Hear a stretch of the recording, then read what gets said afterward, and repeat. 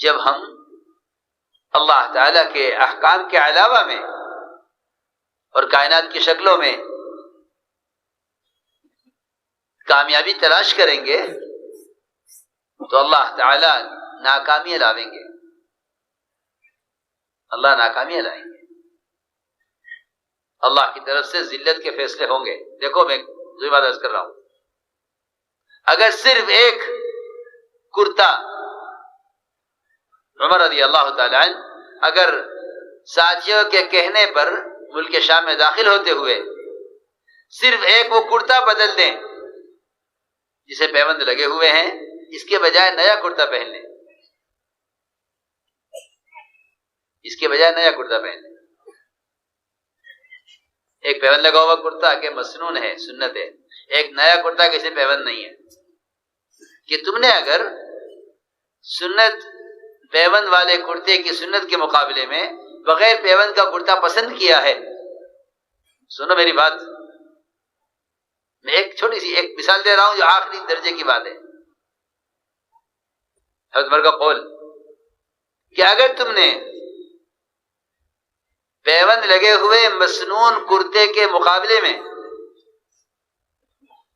نیا کرتا پسند کیا ہے تو حضرت فرماتے ہیں کہ اللہ تعالی ہمیں ذلیل کریں گے۔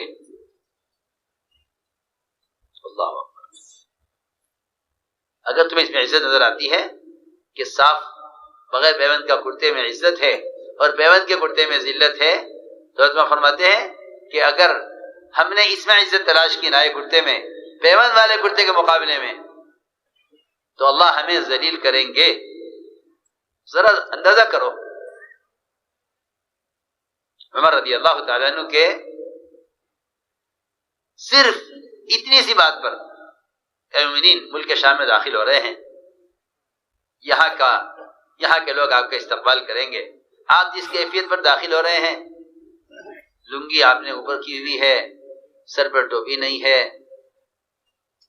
ایک ہاتھ میں جوتے ہیں، مونڈے پر موزے لٹکائے ہوئے ہیں، اور پانی کے اندر سے گزر کر آپ داخل ہو رہے ہیں۔ یہ منظر لوگ دیکھیں گے کہ یہ مسلمانوں کے امیر ہیں۔ ہماری رائے یہ ہے کہ آپ کرتا بدل لیجیے۔ حضرت نے کیا جواب دیا؟ لو نطلب العزة بغیر ما اعزنا اللہ اذلنا اللہ۔ اللہ نے ہمیں جس راستے سے عزت دی ہے ہم تو بہت ذلیل ہے، اللہ نے جس راستے سے ہمیں عزت دی ہے اگر ہم نے اس سے ہٹ کر کہیں عزت تلاش کی تو اللہ ہمیں ذلیل کریں گے۔ ذرا اندازہ کرو، جہاں پیوند اور بغیر پیوند کے کرتے کے درمیان میں یہ معلوم ہو رہا ہے کہ نہیں اس میں عزت ہے، اس میں ذلت ہے، تو اگر مسلمان پورے ہی دین کو بدل ڈالے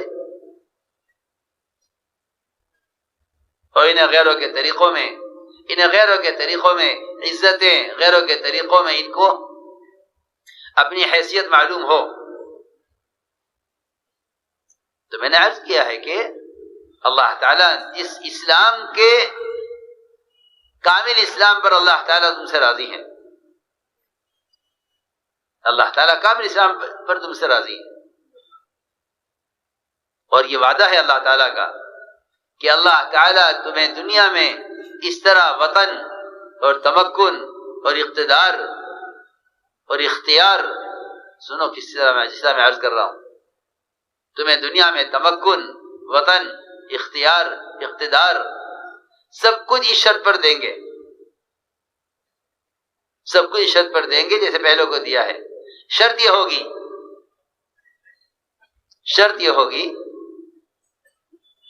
کہ میری عبادت کریں گے اور میرے ساتھ کسی کو شریک نہیں کریں گے،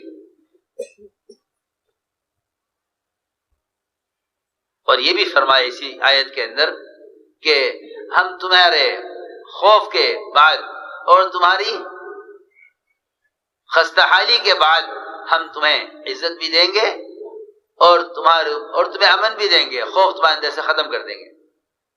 مسلمان کیوں خائف ہے؟ یہ خائف کیوں ہے؟ اس لیے کہ جب اللہ کی ذات کے ساتھ تعلق ختم ہو جاتا ہے تو سب سے پہلے خوف پڑتا ہے. بلکہ قرآن نے تو یہاں تک کہا ہے کہ جو مسجدوں کو ویران رکھیں گے ان میں خوف پیدا کر دیں گے. ہم خوف پیدا کر دیں گے. میں نے عرض کیا کہ اللہ تعالیٰ کی کامیابی کا جو ضابطہ ہے وہ کامیابی کا ضابطہ وہ پورے دین پر ہے کہ مکمل کامیابی کا وعدہ پورے دین پر ہے. تو اللہ رب العزت، تو میں نے عرض کیا کہ لوگ اللہ تعالیٰ کی مشیت کو تلاش کرتے ہیں اسباب میں کہ اگر یہ اسباب ہوں گے تو یہ مسئلہ حل ہو جائے گا. وہ اسباب آ جاتے ہیں، پھر مسئلہ حل نہیں ہوتا، پھر کہتے ہیں یہ اسباب اور ہونے چاہیے. انہی اسباب کے بدلتے بدلتے اس کا دنیا کا وقت ختم ہو جاتا ہے. اس کا دنیا کا وقت ختم ہو جاتا ہے انہی اسباب کی تبدیلی میں.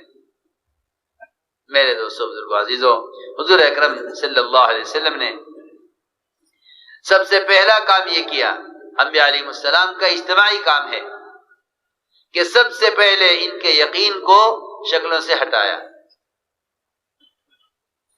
اور یہ سمجھایا کہ تمہارے مسائل کا حل کا تعلق ان شکلوں سے نہیں ہے، بلکہ مسائل کا حل کا تعلق اللہ سے ہے. اور اللہ تعالیٰ کی قدرت اللہ کے وعدوں کے ساتھ ہے اور وعدے حکموں کے ساتھ ہے. اسباب کے ساتھ قدرت بھی نہیں، وعدہ بھی نہیں. اسباب کے ساتھ قدرت بھی نہیں، وعدہ بھی نہیں.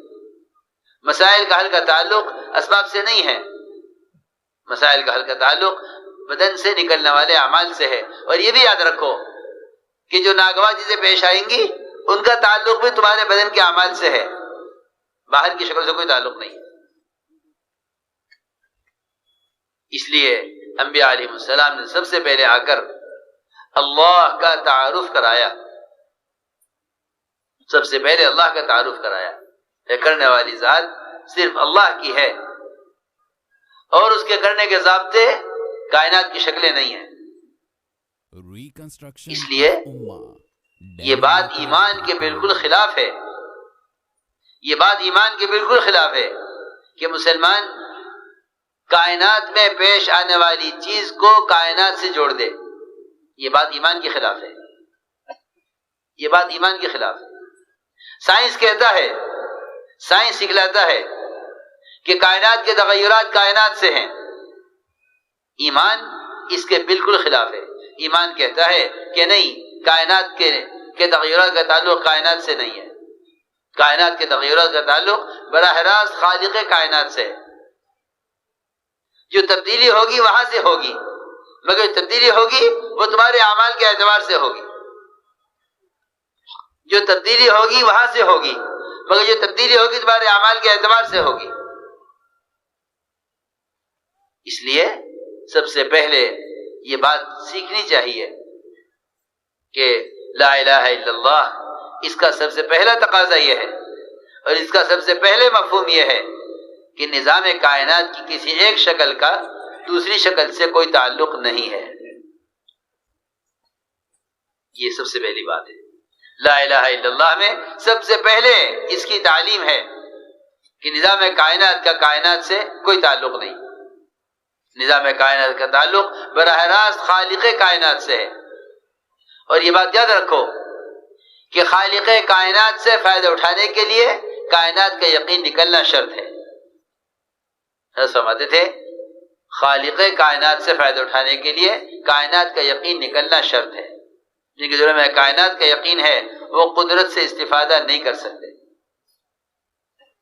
جن کے دلوں میں کائنات کا یقین ہے وہ قدرت سے فائدہ نہیں اٹھا سکتے. لوگ بیچارے یہ سمجھتے ہیں کہ کائنات بنی ہے قدرت سے فائدہ اٹھانے کے لیے، حالانکہ اللہ کی ذات عالی سے فائدہ اٹھانے کے لیے کائنات کا یقین نکلنا شرط ہے.